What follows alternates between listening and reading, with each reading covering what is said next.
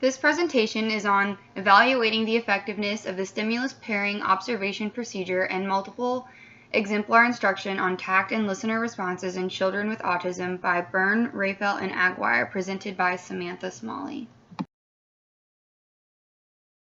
For typically developing kids, tact and listener repertoires are acquired at a young age.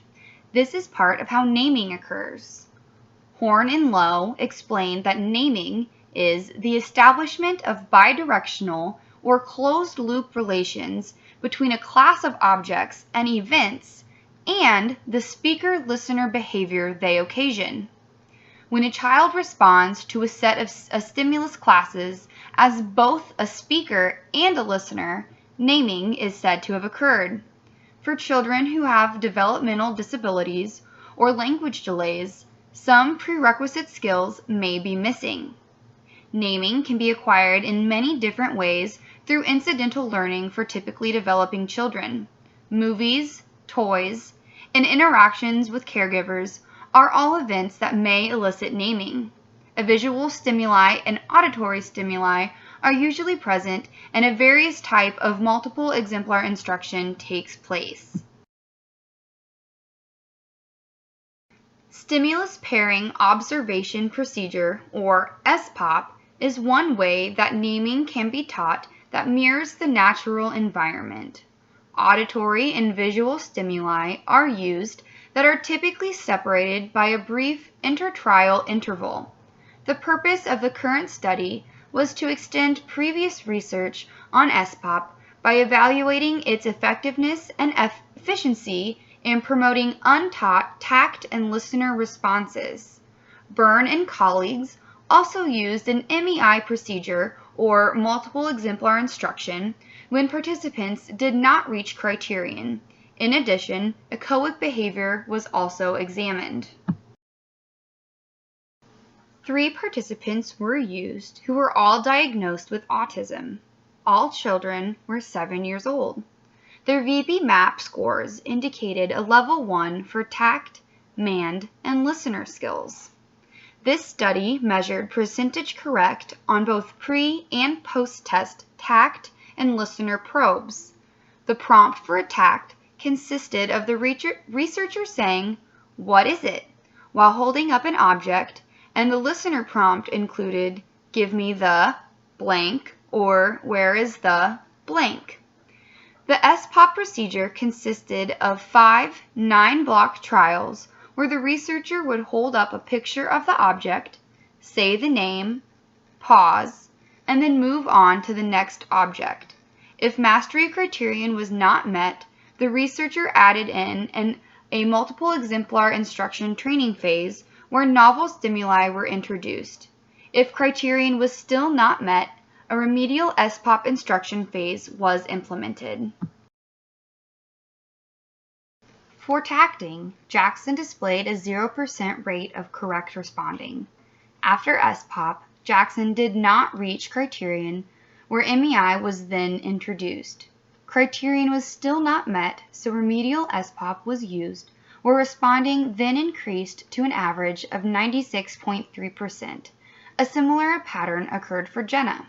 She displayed 0% correct responding during pretests, did not meet criterion after SPOP, MEI and remedial SPOP were implemented, and her responding then increased to 66%. Jenna did not meet mastery criterion for tacting. Finally, Sophia exhibited 0% correct responding during post-test phases, though some of her stimuli were replaced as an increase was seen before any training. After SPOP, she had an average correct response rate of 5.5%, so MEI and remedial SPOP were implemented. She also did not reach criterion for tacting.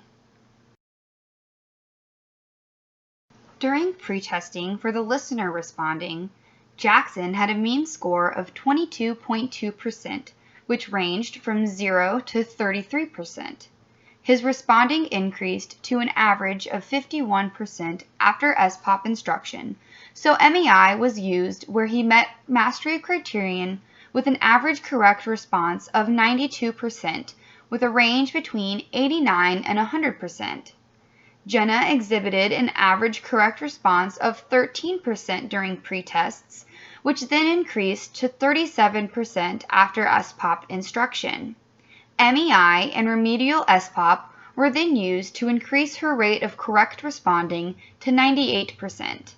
Finally, Sophia exhibited a mean correct response of 22% during pretests, which then increased to 29.3% following SPOP instruction.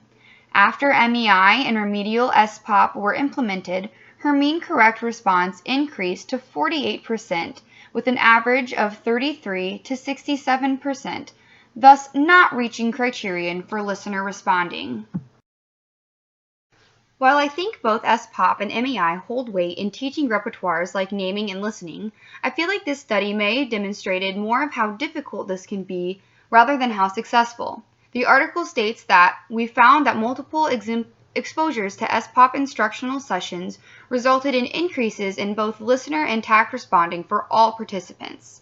While this is definitely true, scores did increase, SPOP was not successful alone in teaching naming and listener skills.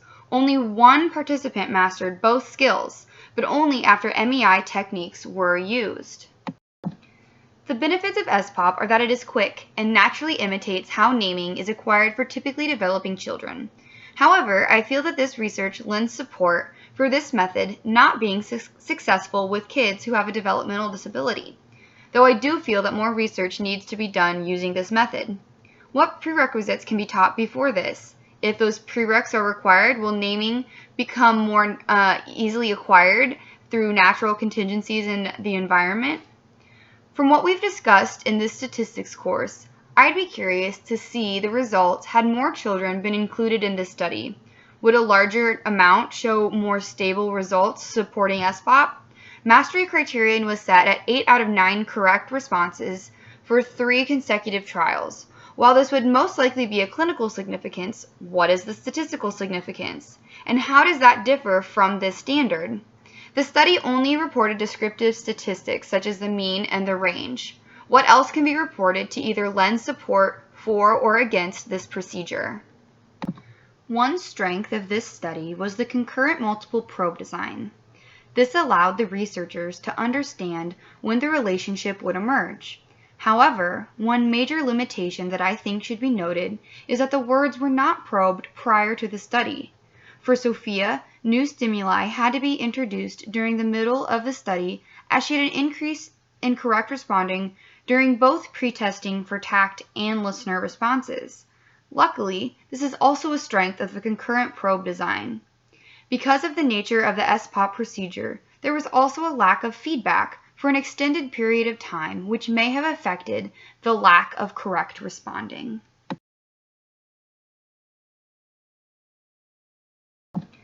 The benefits of SPOP are that it is quick and naturally imitates how naming is acquired for typically developing children. However, I feel that this research lends support for this method not being successful with kids who have a developmental disability, though I do feel that more research needs to be done using this method. What prerequisites can be taught before this? If those prereqs are required, will naming become more easily acquired through natural contingencies in the environment? From what we've discussed in this statistics course, I'd be curious to see the results had more children been included in this study. Would a larger amount show more stable results supporting SPOP?